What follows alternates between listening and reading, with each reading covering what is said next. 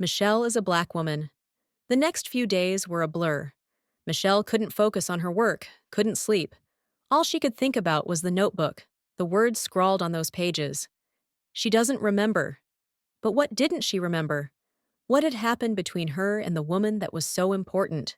Michelle started digging into her own memories, trying to recall every interaction she had with the woman in high school. She remembered the bullying, the cruel words, the laughter.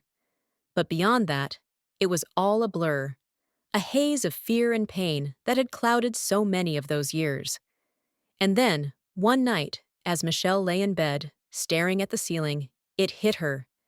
There had been an incident, something she had buried deep, something she had never spoken about, not to anyone. It had happened near the end of her junior year, right before the bullying had stopped.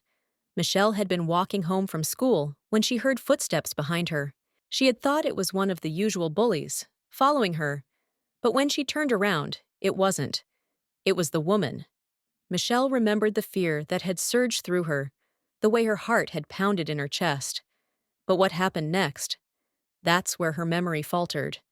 She remembered running, her feet pounding against the pavement. She remembered shouting, and then, nothing. Michelle sat up in bed, her heart racing as the fragments of that memory came rushing back. What had happened that day? What had the woman done? And more importantly, why didn't Michelle remember? She knew one thing for certain: she couldn't keep running from this. Whatever the truth was, she had to find it. The next day, Michelle arrived at the office with a new sense of determination. She wasn't going to hide from the woman anymore. She was going to confront her, once and for all.